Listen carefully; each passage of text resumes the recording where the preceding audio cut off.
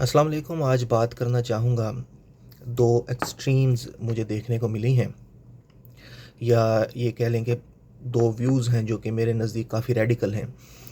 तो उनके बारे में बात करना चाहूँगा। पहली बात तो ये है कि कुछ मेरे दोस्त कंसल्टेंट हज़रात वो हर बंदे को ये कहकर मोटिवेट कर रहे हैं कि आपको EB-2 NIW के लिए अप्लाई करना चाहिए, क्योंकि जब तक आप अप्लाई नहीं करेंगे तब तक आपको पता नहीं चलेगा कि आपका केस स्ट्रॉन्ग है या नहीं है।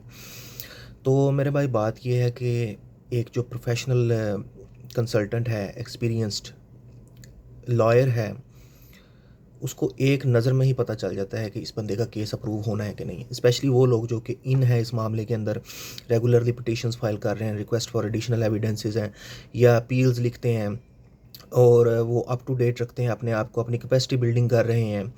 मसलन कि डेली बेसिस पे फेडरल कोर्ट का कोई ना कोई डिसीजन होता है और वो लोग पढ़ते हैं और देखते हैं कि इसमें क्या ऑनगोइंग चेंजेस हैं, या जो एडजुडिकेटर्स हैं वो क्या लॉजिक इस्तेमाल कर रहे हैं। तो उनकी असेसमेंट में और एक आम बंदे की असेसमेंट में ज़मीन आसमान का फ़र्क होता है। तो एक एक्सपीरियंस्ड लॉयर 1 मिनट में बता देता है कि इस बंदे के केस के अप्रूव होने के क्या चांसेस हैं। तो ये अप्रोच मेरे नज़दीक बिल्कुल ही गलत है कि जब तक आप अप्लाई नहीं करेंगे आपको पता नहीं चलेगा कि आपका केस अप्रूव होना है या नहीं होना। ये सीधी-सीधी पैसे ज़ाया करने वाली बात है। अभी मैं एक देख रहा था क्लिप, उसमें एक बंदा ये लॉजिक दे रहा था कि ये एक लॉटरी की तरह है कि जब तक आप लॉटरी के लिए अप्लाई नहीं करेंगे तब तक आपको पता नहीं चलेगा कि आपकी लॉटरी निकली है या नहीं, या इस किस्म की कोई बात थी, मुझे सही तरह से याद नहीं है। कि अगर किसी बंदे से आप पूछें कि तुम्हारी लॉटरी निकली है तो वो कहता है नहीं निकली, तो आप पूछते हैं क्यों नहीं निकली, तो वो कहता है मैंने अप्लाई नहीं किया, तो इसलिए आपको अप्लाई करना चाहिए। तो जब तक आप नहीं अप्लाई करेंगे आपको पता नहीं चलेगा कि आपकी लॉटरी निकली है कि नहीं। मेरे ख्याल से ये बिल्कुल ही कम से कम ऐसे बंदे जो समझते हैं कि मेरे अंदर एक्स्ट्रा ऑर्डिनरी एक्सेप्शनल एबिलिटीज़ हैं, उनको बिल्कुल भी ज़ेब नहीं देता कि वो इस तरह की बचकाना अप्रोच जो है वो रखें कि मैं अप्लाई करूँगा, शायद मेरा तुक्का जो है वो लग जाए। हाँ, अगर आपके पास पैसे एक्स्ट्रा आए हैं और आप रिस्क लेना चाहते हैं तो व्हाई नॉट, आप अप्लाई करें। EB-2 के लिए भी करें, EB-1 के लिए भी करें।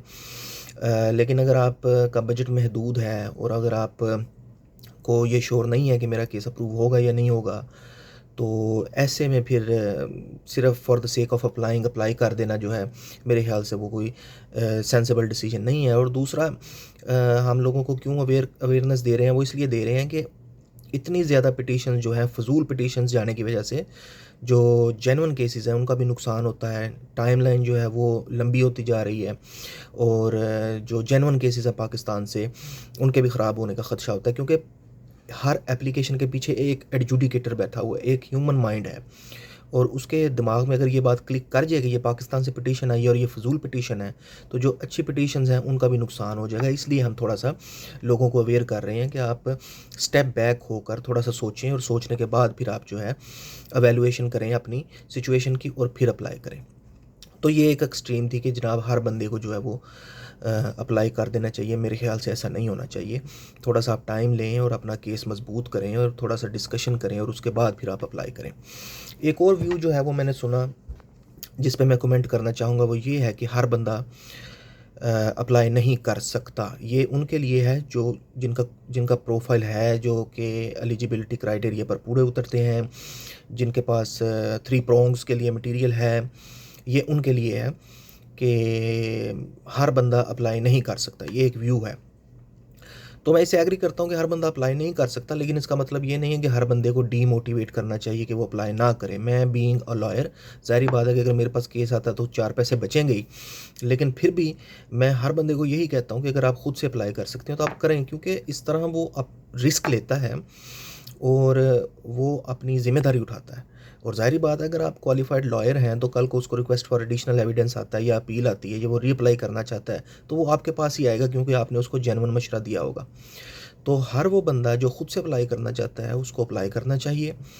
और ये कहना कि जनाब आप क्वालिफ़ाइड हैं या फिर एलिजिबिलिटी क्राइटेरिया पर पूरे उतरते हैं, तो इसका मतलब ये नहीं है कि आप पिटीशन लिख सकते हैं या प्रोंग लिख सकते हैं।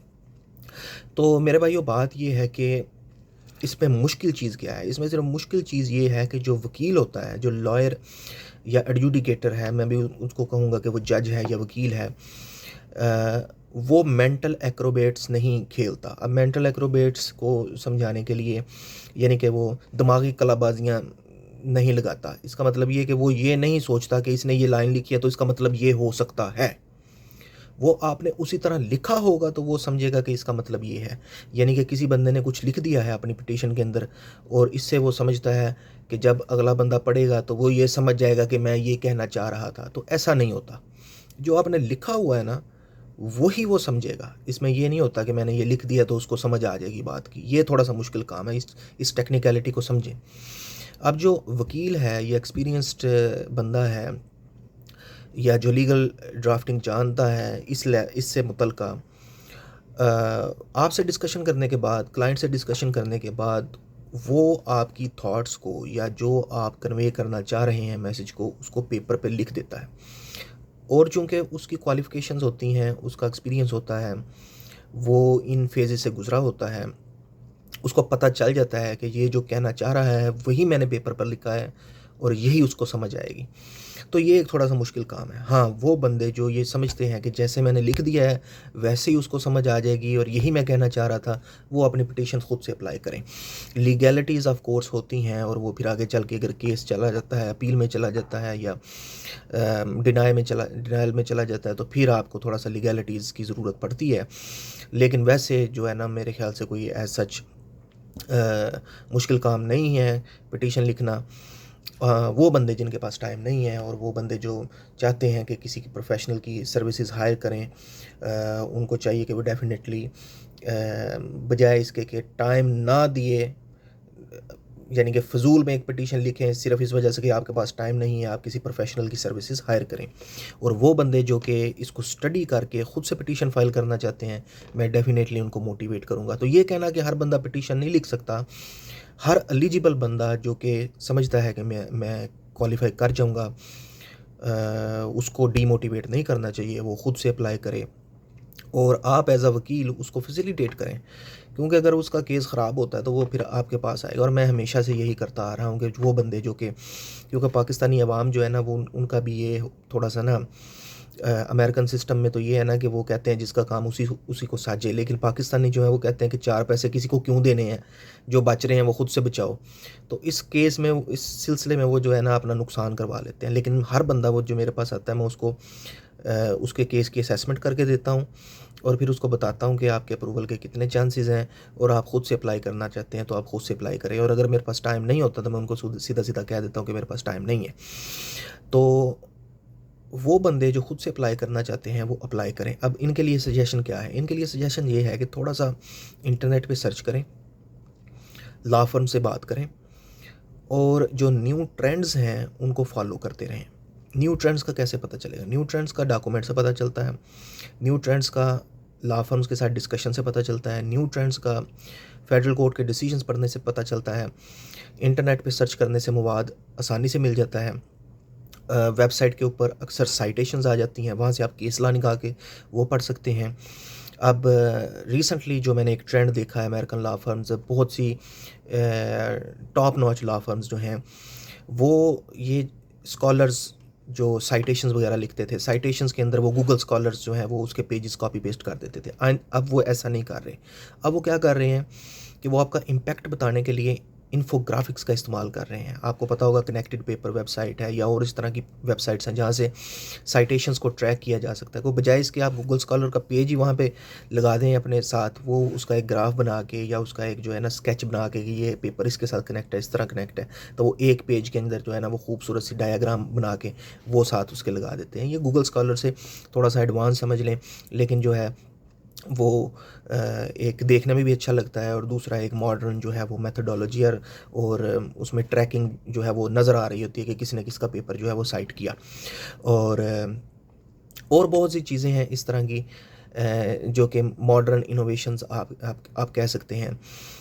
For example comparable evidence. अब EB1 के लिए आपको 10 क्राइटेरियाज़ में से 3 पूरा करने हैं और बाज़ औक़ात ऐसा होता है कि एक क्राइटेरिया जो है वो आपकी फ़ील्ड से मुतल्लिक़ा ही नहीं है। फॉर एग्ज़ाम्पल एक EB1 का एक क्राइटेरिया है कि आपकी कोई परफॉर्मेंसेस हों या आपकी कोई एग्जीबिशंस शो केसेस हों। अब एक जो प्रोफेसर है उसकी क्या परफॉर्मेंस होगी? परफॉर्मेंस तो ये होती है सिंगर की होती है या आर्टिस्ट की होती है। तो जो वकील होता है वो फिर कंपेरेबल एविडेंस तैयार करता है। वो किस तरह तैयार करता है? वो कहेगा कि जनाब इस प्रोफेसर को कॉन्फ्रेंस पे बुलाया गया एज अ की नोट स्पीकर और वहाँ पे इसने स्पीच दी, तो ये भी इसकी परफॉर्मेंस ही है। तो वो आर्ग्यू करके जो है वो आपका जो है एक एविडेंस प्रूव कर देता है कि कंपेरेबल एविडेंस ये है कि ये बंदा जो है इसको बुलाया गया एज अ की नोट स्पीकर और इसने जाकर स्पीच दी, तो ये कंपेरेबल एविडेंस है टू कि आपकी कोई परफॉर्मेंस थी किसी एग्जीबिशन के अंदर, आपका वर्क जो है वो शोकेस हुआ। तो इस तरह की चीज़ें जो हैं वो वकला को पता होती हैं और वो आर्ग्यू कर सकते हैं और पेपर पर उसी तरह लिख देते हैं जिस तरह के आपके जहन में होता है या जिस तरह आप आर्ग्यूमेंट को प्रेजेंट करना चाहते हैं। क्योंकि अगेन जो एडजुडिकेटर है वो मेंटल एक्रोबेट्स नहीं खेलता और आपका केस जो है वो अप्रूव हो जाता है। लेकिन फिर वो लोग जिनके सीधे सीधे केस हैं, अब एक बंदा है उसके 15 पेटेंट्स हैं एज अ फर्स्ट ऑथर और यूके और जर्मनी, और ये मैं आपको एक रियल केस की मिसाल दे रहा हूँ कि एक इंडियन जो प्रोफेसर है सॉफ्टवेयर इंजीनियर सेंट्रल एशिया के एक कंट्री के अंदर पढ़ा रहा है, 15 पेटेंट्स हैं उसके, और as a first author Germany से पेटेंट्स हैं उसके, इन्वेंशन पेटेंट्स की मैं बात कर रहा हूँ। तो उसका सीधा सीधा सा केस है और वो बजाय उसने जब जैसे वो लिस्ट देनी है उसका केस अप्रूव हो जाना है, तो उसमें कोई ऐसी लंबी चौड़ी साइंस खेलने की ज़रूरत नहीं है। तो इस तरह के जो केसेस हैं उनको आप ख़ुद से अप्लाई करवाएं, उनको करने दें अप्लाई। और वो जो लोग हैं जो ये समझते हैं कि मेरे पास टाइम नहीं है या मैं कॉन्फिडेंट नहीं हूँ लेकिन मेरा केस काफ़ी मजबूत है, वो किसी वकील से मशवरा करके अप्लाई करें। और वो जो कि अपना प्रोफाइल इम्प्रूव करना चाहते हैं या जो ये समझते हैं कि मुझे जो है वो अप्रूव करवाना ही करवाना है और मेरा जो है केस वो इतना मजबूत नहीं है, लेकिन अगर कोई सियाना बंदा इसको पेपर पर इस तरह लिख दे कि एडजुडिकेटर जो है वो समझ जाए कि हाँ ये बंदा इस काबिल है, तो फिर ऐसे लोग जो हैं वो वकला हजरात की जो है रहनुमाई हासिल करें। तो ये 3-4 चीज़ें जो हैं आपको मैंने बतानी थी।